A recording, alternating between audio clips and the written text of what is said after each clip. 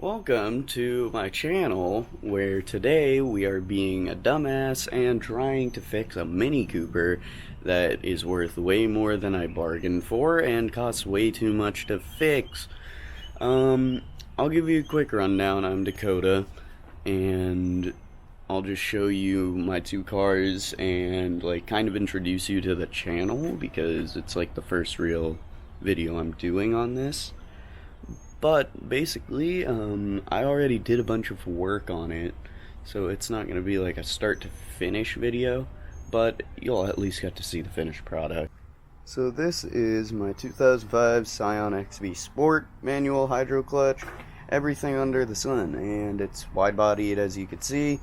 It has a bunch of work done to it, and it's just a little fun car. That's basically like my daily driver, so that's what has been getting me to and from work because my other car has been broken for a good while. So, well, this is what was a perfectly mint 29,000 mile 2005 Mini Cooper S, but I don't know if it'll come up on video or not, but yeah, it is not tracking at the right spot. But there is a hole in piston 2 and 3. So,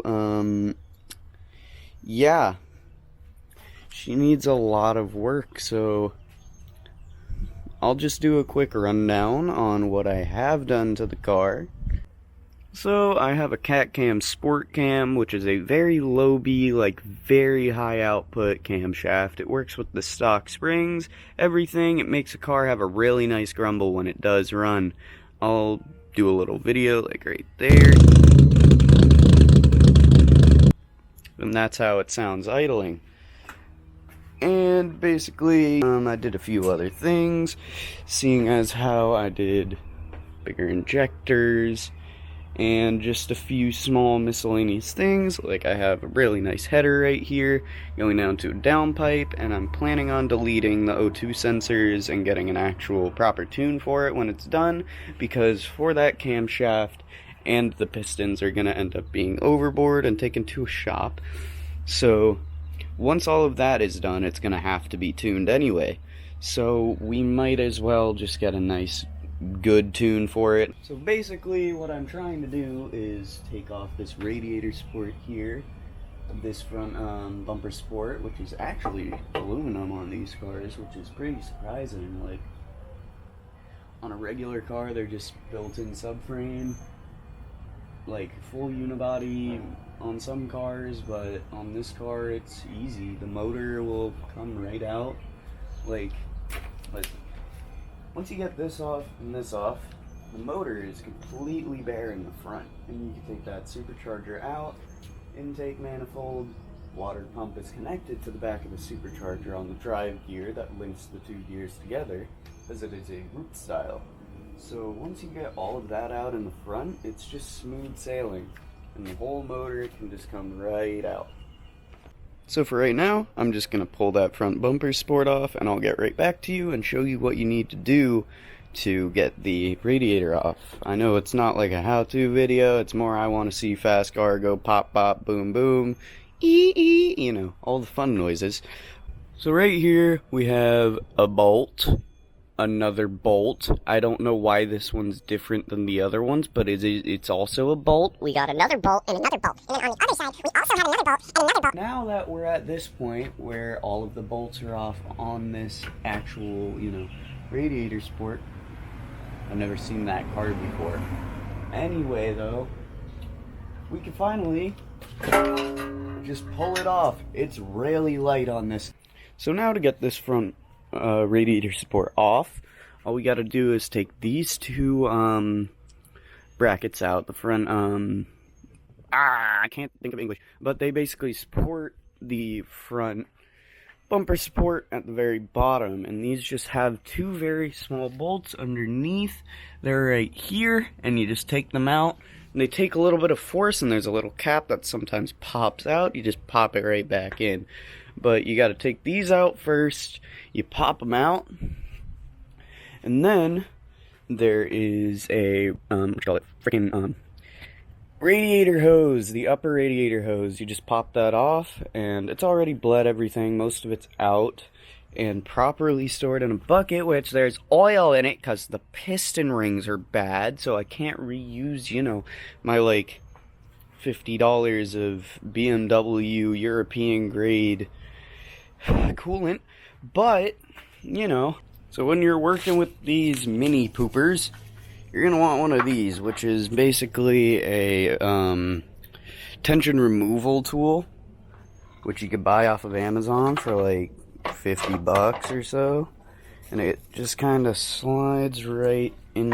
I said it slides right. It slides right into here.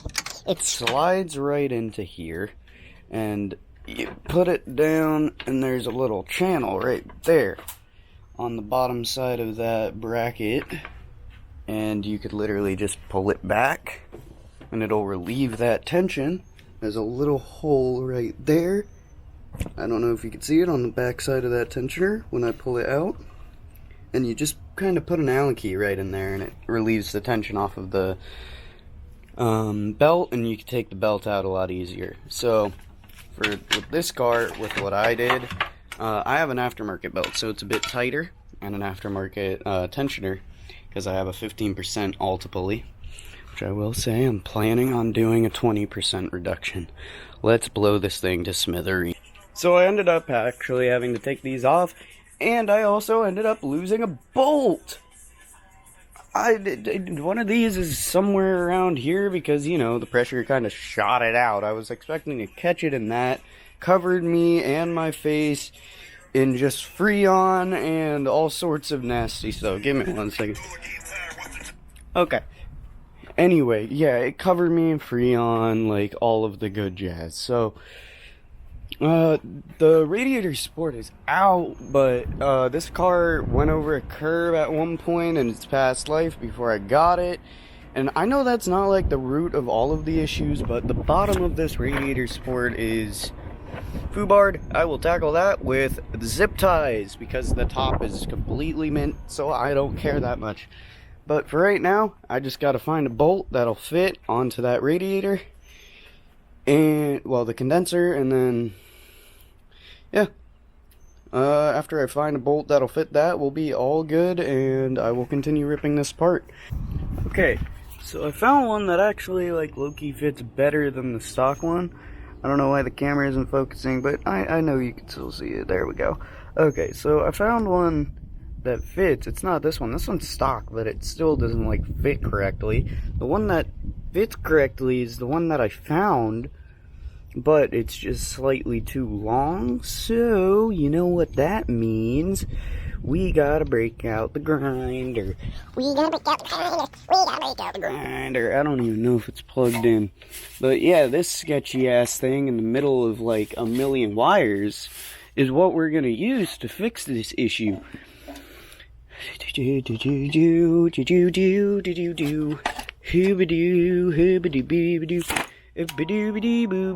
No gloves, I don't need them.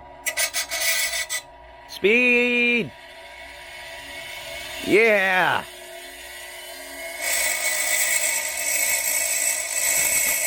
Okay, I'm gonna call it about good there. And it's really hot, so what we're gonna do is just... Yeah, yeah, we got a nice big cooling block right here. Nice big dousing. Okay, so I don't know what was going on, but every time I like tried doing more, kept hitting the thing, so I gotta go get an Allen key, because I gotta rethread this back in here, and hopefully not cross-thread it. Hey, look at that, it still sort of threads in. Let me just go get an Allen key quick, and I'll thread that back in, and we'll continue on this. Just like that, pulling a few wires, getting the stuff out, and the intake manifold is out. Pretty simple, right? And I'm going to give it a quick clean because it's kind of dirty around the base from us kind of messing around with it. I have an upgraded bypass valve. It's right here. It's a Detroit tuned. And a newer MAP sensor. Or a MAP sensor because it's a forced induction car. I don't know why this one's messed up or different, but yeah, I don't know what. I don't even know if it was this one we replaced. No, it was this backside one. This guy. And that's thermostat housing, which should be able to just be pulled right out now, because it's not. That said, it should be able to just be pulled out. Yeah, pretty simple. So what I did was basically just unbolt the throttle body and pop it off, so I could just take this all out as a whole. Now we just got to take the dipstick out, pop it out, take the alternator, and make sure you unplug the battery, and we're good. Okay, now for the supercharger. There's just a few 13mm bolts. These were 13, by the way. I kind of lied earlier, but I'll probably put that in later. This one's actually just one really long bolt. Can you shut up?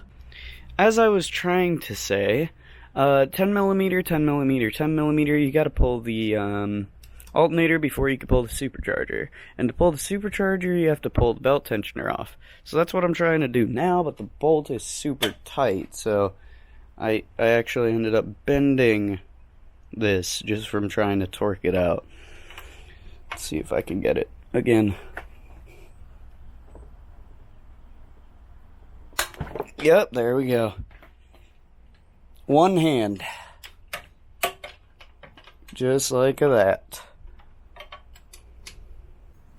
Okay, the alternator has been removed, and as you can see, it shares that one bolt right there with the alternator, which, make sure your battery's disconnected, you just disconnect that, you're done, out of the way. Now, the actual supercharger, I hate this camera, I'm sorry. The actual supercharger itself is hooked up directly to the block right here where the water pump is. So it's going to take a little bit of force to kind of get it moving, but once you pop it, it comes right out. Fuck! God damn it! Okay, well, I forgot to move that, but you know, other than that, that went perfect. It came right out. You just... Yeah. Next is just pulling it off, and I'll show you it. It's already been serviced, so I'm not gonna do all that in this video. And just like that, it's a naturally aspirated engine! Wow! Anyway, yeah, the supercharger just came right off, and then I'm gonna leave off for this video, but